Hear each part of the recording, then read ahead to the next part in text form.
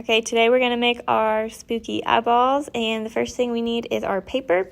And I'm not really going to write my name on this yet because we're going to end up cutting a bunch of pieces out, but we need this tool called a compass to help us make these perfect circles. So I'm going to think about my paper being in half.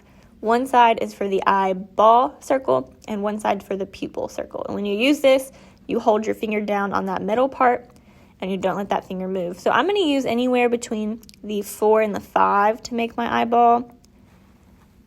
In the centimeter side, I'm going to hold this down, put my pencil in the 4 or the 5 hole, and make sure that I'm not going to end up drawing off of the paper because I want that circle to stay on my paper.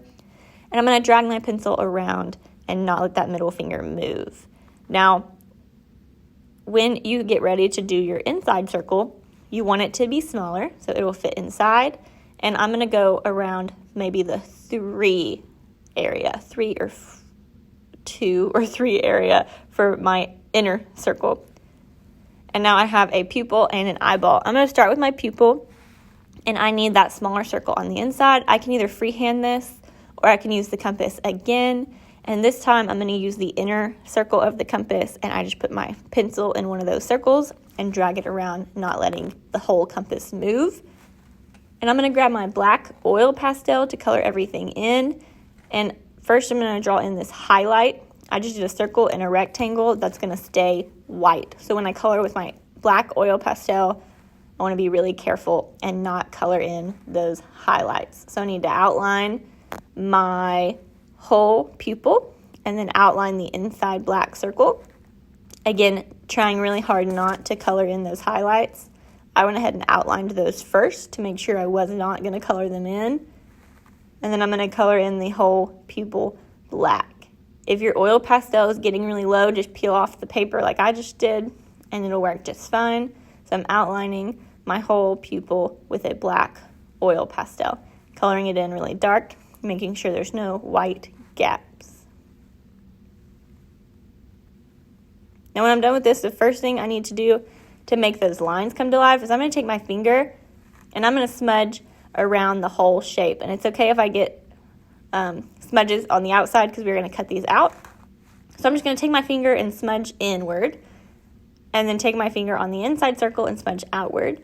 And then I'm going to add a few extra lines with my black oil pastel to just make some darker lines also. So I first scribbled around the edge, and then I brought some longer lines coming in from the outside, and then some longer lines coming in from the inside.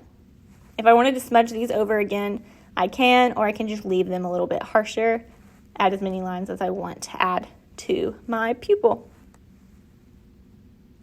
Of course, we want white still to show because we're going to end up painting this, so don't fill this whole thing in black. Now I'm going to cut this out, staying on that really dark black outline as good as I can. It's easier to cut holding the paper in one hand and rotating the paper with that hand, especially when you're trying to cut a really perfect circle. So I've got my eyeball cut out. He's ready to go. I'm going to grab my paint tray, and you can do whatever color eye you want. I would advise doing a few different shades of that color, or maybe picking a color family. Since I did a creepier orange eye, I'm going to do it in more normal color and do a blue eye. So I started with a dark blue around the edges and then a lighter blue on the inside.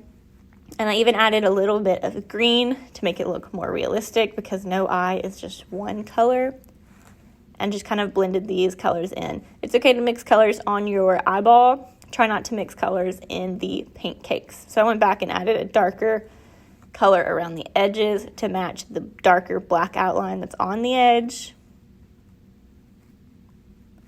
And I felt like I needed a little more green going through the middle. So I'm going to let this eyeball dry, and I'm going to move on to the actual eye part back on our paper.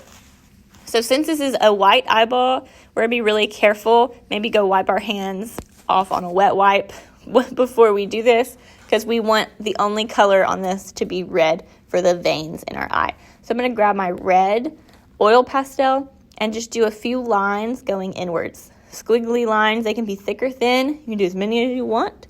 And I'm going to give each line a few branches like a tree. And these are going to be the veins of our eyeball. Again, you can make these lines thin or thick. You can do a bunch or just a few, depending on how creepy you want that eyeball to be. My orange eye has way thicker veins, so I wanted to show you a little bit of both. And then I'm going to cut this out along that pencil line, trying to stay right on top of that pencil line. We want the edge to stay white, like an eyeball is white.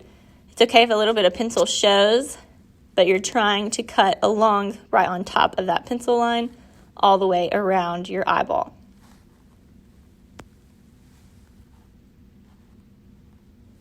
Now, once this is cut out, if I feel like I need a few more veins, then I can do that as well. I trimmed a few of those pencil lines off of my eyeball before I was done. And the first thing I need to do, now that it's cut out, is get my name and class code on the back.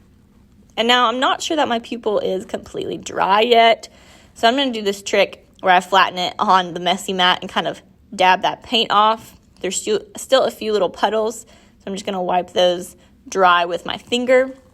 And now it's dry enough.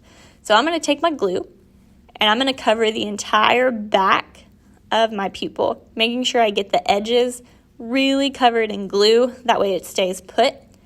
And then I'm going to place this where I want it. It can be right in the middle or off to the side, like maybe it's rolling its eye. And then I'm going to flip it over to rub the glue down since it's still a little wet, and I don't want to get paint all over the eyeball. And then flip it over, and it's done.